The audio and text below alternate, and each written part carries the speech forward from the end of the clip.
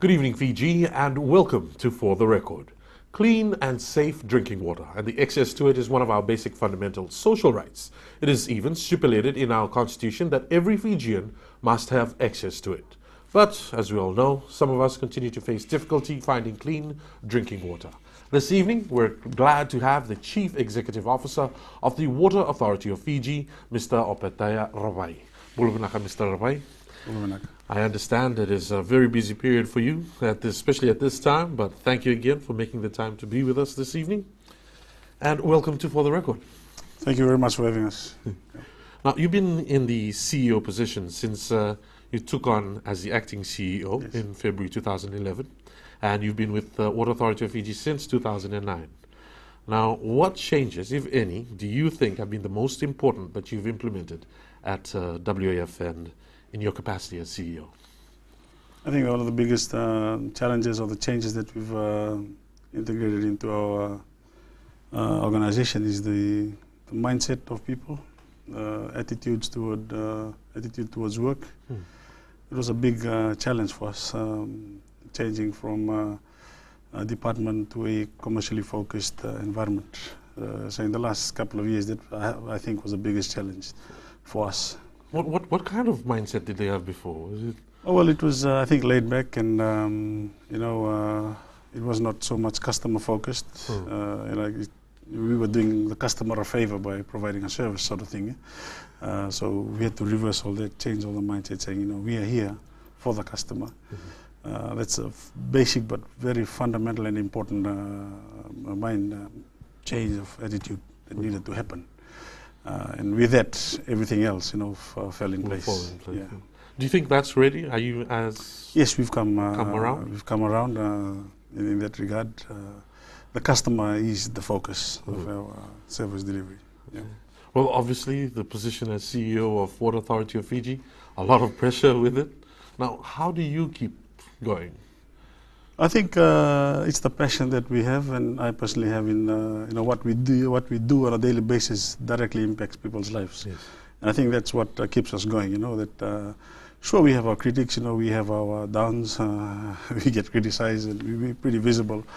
We're a pretty visible organization, and we do get our fair share of critics. Yes.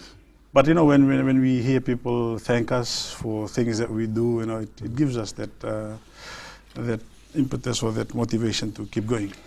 Keep doing it. It's for the people really, and that's what the passion that we have in the organization. I'd like to drive that throughout the organization. Yeah. All right.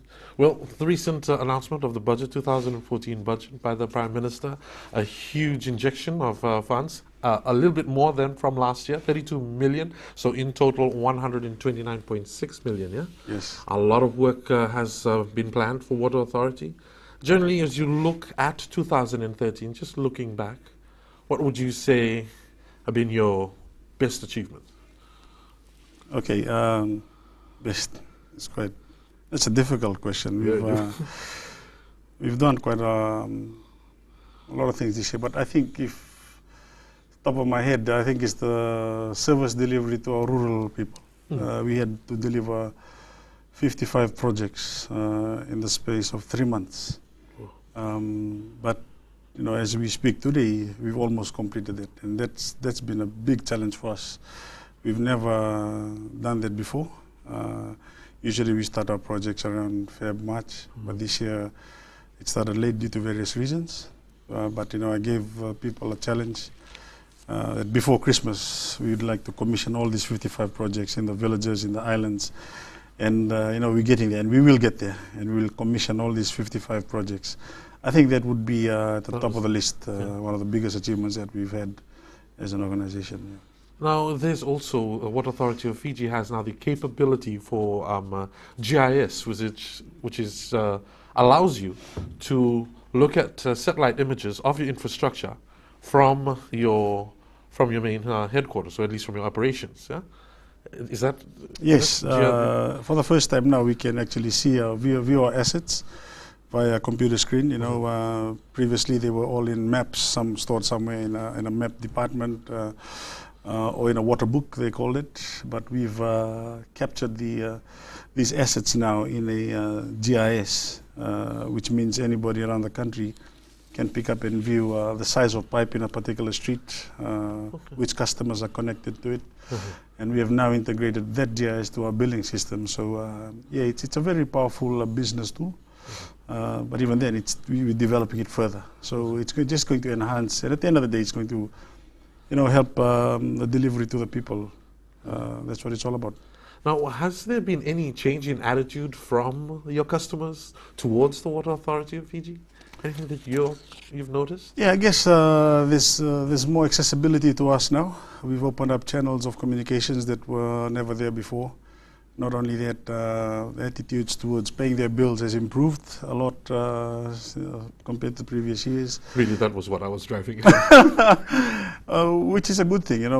We've made it the payment channels more accessible to them, but also we've worked really hard in getting people away to pay their bills on time. It's very inconvenient to be without water. And by paying your bill on time, government can use those.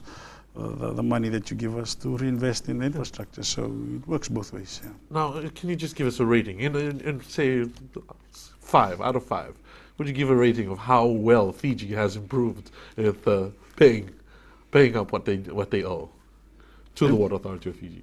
Maybe 3.5. 3.5? Yeah. That's yeah. really. There's still a lot challenge out there. It's really we're competing for the dollar, the disposable income. We want people to, when they get paid, to think about paying their water bills before recharging their telephone or, buying 2 bags of grog or a packet of cigarettes. Get their priorities in order. Water plays an important role in that 2 bags of grog. Absolutely, but, as long as, we have that mindset in people, take care of the essentials first, and then, the wants can come after. Right. Yeah. Well, this is just enough time that we have for this segment, but stay with us. Here on For the Record, we're with the Chief Executive Officer of Water Authority of Fiji.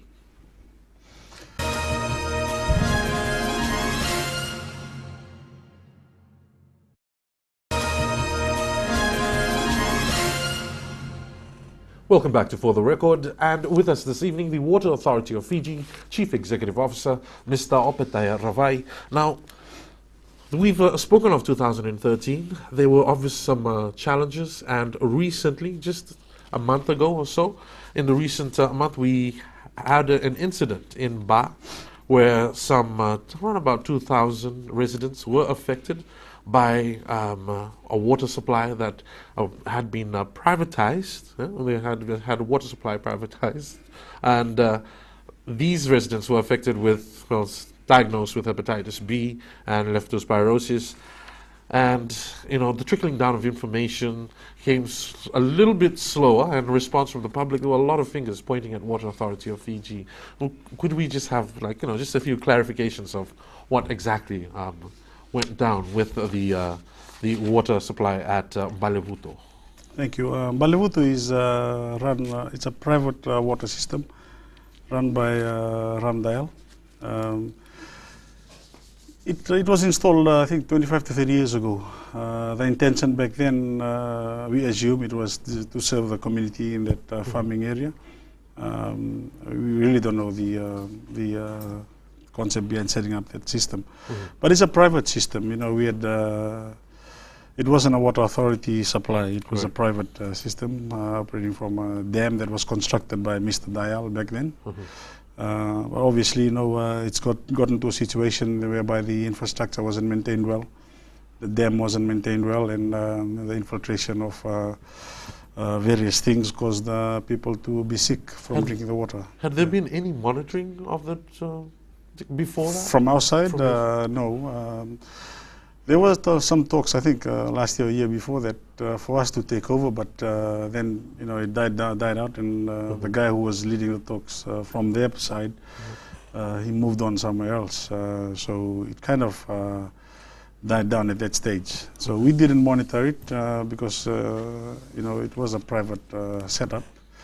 But now we've taken over the system in terms of cleaning the dam, putting in treatment, basic treatment so that it's safe to drink.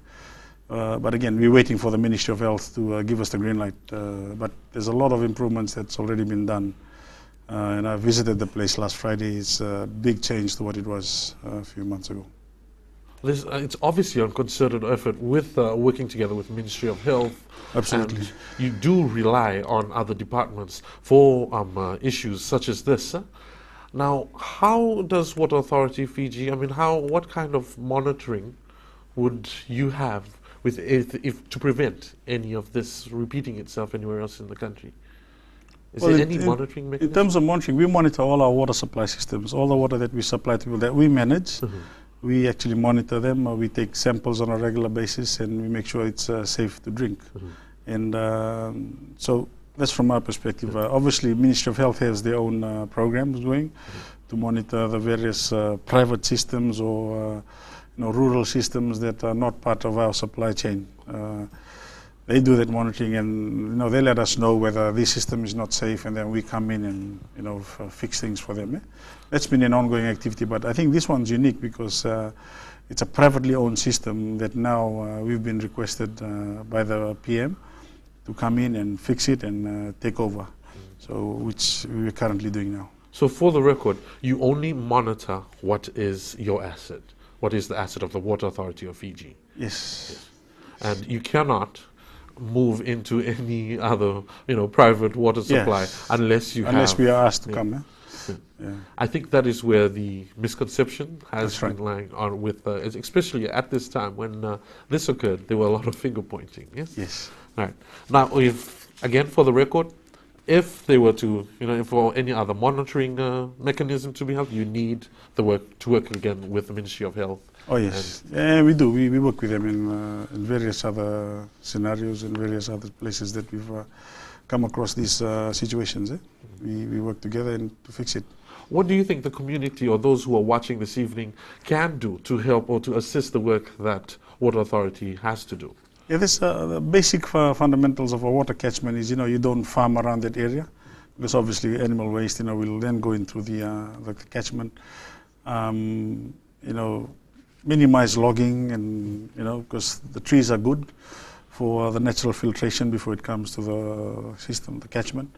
So these are the things that we advise people when we do develop systems for them, that they don't farm around those areas, or they don't cut the wood or the firewood or something like that. They need to be responsible for that side as well, and making sure that there are no activities around the dam or around the catchment that will, because at the end of the day, they will drink that water. So they got to be doing that part of the management. Is Water Authority of Fiji consulted when private dams are constructed, or any village projects that deal with these dams constructed? For private systems, we hardly consulted. But for rural systems, for villages, yes, we are consulted because government funds them anyway, so we get involved in that. But for people who go ahead and drill their own boreholes and do things like that, many times they don't involve us until something breaks down. Then they tell us. So the Department of Water and Sewerage has also developed a rural water policy to ensure that we address these issues, that they pass these systems when it's okay from us, and then they go out and implement it. Because we have various donors and various people who are building water systems around the country. Right. As long as we have a coordinated effort and we are sharing information of what are you building there, what's it for, what's the capacity, have you studied, have you seen this, have you considered that? So there's a lot more collaboration needed by the donors and with us and the regulators, which is the Water and Sewerage Department. Previously, this was weak, and people went ahead and built things. And all of a sudden, we'd come to an area and said, "Who built this? It's a wrong design." What about those who are being supplied the water? Are they also involved in this discussions? Or? Well, they need to be. They need to be involved. But sometimes, as you would understand, when people come in and donate a system to, they're willing recipients. They'll whatever they say, as long as they get water. But the sustainability of that system and the maintenance of it, that's where the gap is, A lot of these systems are built and people move on. When something breaks down, that's what Water Authority, Yes. But, we'll come in and help whenever we can. And that's a gap that we've got to work on to fill, yeah? Yeah. On that note, we wrap up this segment. Stay with us. There's still more to come right here on For the Record. We're with the CEO of Water Authority of Fiji.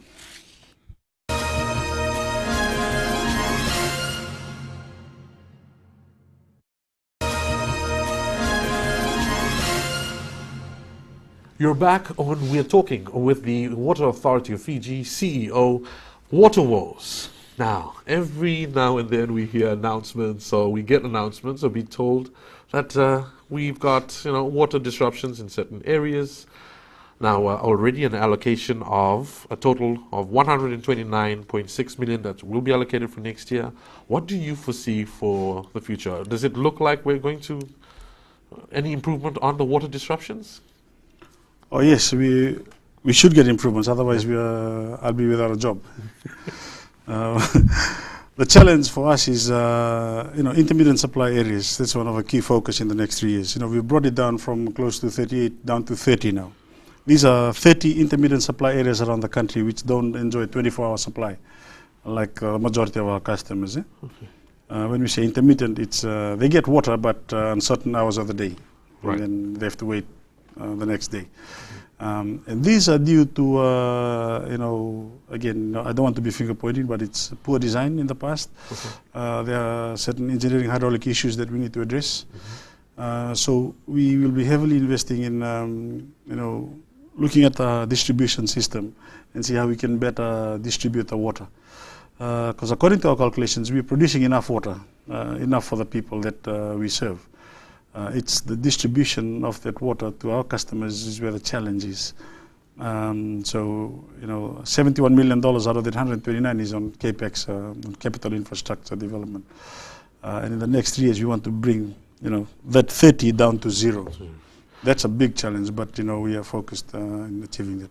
Now, you mentioned that these areas receive the intermittent supply. Is it available to the public? Are they able to access that information? Which areas specifically do you? Yes, we have that information available with us. It's mostly in the central, eastern division and the western. Mm-hmm. That's where the challenge is. The Lotokanandi region is a big challenge there, in some pockets of the Suvarnasori system. Yeah. For the record, how much time do you think you'll be able to fix this problem? Okay. We are, we are challenged with that. We're saying 3 years, yep. Right? But if we can achieve it before then it's much better for us and for the customers. But like I said, bringing 38 down to 30 took us close to 3 years. But the challenge now with the injection of funds and the capital investment that we're getting involved in next year, we should bring that number down fairly quickly. But we all know that's part of our plan to bring it down to zero. We want all our customers to have consistent supply with good water pressure. The only time that you will get a water cut if there's a burst main, mm-hmm. or there's some drastic thing happens, maybe a natural disaster, right. Or something like that. But other than that, as a customer, you should get 24/7 supply with good pressure. That's our objective. That's why we exist, and we need to drive that going forward. Now, that 3-year time frame, that's a realistic figure that you think, Yes, we can do it. Okay. Yep. And what about, so 71 million on the works for fittings and the hydraulics, as you say, that you need to improve on. What about the rest of the money? What are the projects? What are the big projects that you need to improve? Yes, we need to increase our service coverage, water and wastewater. In most of the urban centers, there are houses that still use septic tanks. We want to move them away from that and make sure all wastewater is captured and treated at our wastewater treatment plants. So services coverage will be extensively involved in that next year, both mm-hmm. water and wastewater. There's also, I talked about consistent supply, that yep. we need to look at the hydraulics, replace old pipes, undersize mains, rezoning our reservoirs. We're also investing a lot in rural supply. Mm-hmm. There's a few areas where we need to put in some other form of treatment, because when it rains, they get murky, dirty water. So we're already identifying these areas and we start to implement treatment systems in our rural coverage. The water quality, we need to improve water quality in certain areas, mm-hmm. Certain treatment plants, not only drinking water, but also wastewater. The wastewater effluents that we discharge back to the environment, we need to improve the quality of that so that it doesn't harm the environment. Some of our wastewater treatment plants are overloaded, and we can't be, polluting the environment by, discharging wastewater that's not treated well. How well have we been managing that, the wastewater? Do you think pretty we can good. still? Do you think we can still improve with that? We can still improve. There's a lot of potential to improve in that area. I've mentioned this in the past. In the previous, in the last 10 or 15 years, there's a lot of investment in water infrastructure, and we forgot about wastewater. Yes. We must understand, the water that we use has to be recycled back into the environment, and these two need to go hand in hand. So I'm glad that the government is, injecting funds now in wastewater treatment, in wastewater distribution or collection systems, so that we treat the wastewater well before it goes back to the environment. Because the water cycle, it eventually come back again, and the marine life, and wherever we're discharging these wastewaters to need to be safe. Yeah. Now, there's a mention here of the water reticulation program in the outer islands. Yeah. Could you just tell us a little bit more about that? Oh, yeah. This year, for the first time, we've installed 2 desalination plants, and the other 2 we're commissioning in a couple of weeks. One was in Viwa and one was in Vanuatu. And it's basically converting seawater into drinking water. It's a big milestone for us, and the bigger milestone is for the people, Yes, that is going to be a big thing. Yes, and that's for us. It gives us that job satisfaction when you get to be appreciated in the rural areas, especially. I can imagine. People used to travel by boat to get water from other islands, and now with the desalination plant, the water is readily available for them. Right. And we thank the government and the government of Japan for assisting us in that regard. Right, very quickly to just wrap up the show, what do you see for Water Authority of Fiji 2014? I see more modernization in terms of how we manage our systems. There's a lot of potential in that area where we can remotely monitor our systems and make smarter decisions based on the information we gather from our network infrastructure. A lot more coverage, and service improvements will continue, and the customer is still the focus, and will continue to be the focus as long as we exist. On that note, thank you very much for the time, and that's very good to hear, Mr. Ravai. Thank you. Unfortunately, that is all the time that we have this evening. Thank you very much for joining us on For the Record. For comments and questions, please email us on fortherecord@fbc.com.fj, and join us again next week for more discussion on pertinent issues to all Fijians. And a quick reminder, you can also check out the show on www.fbc.com.fj. Good night, Fiji.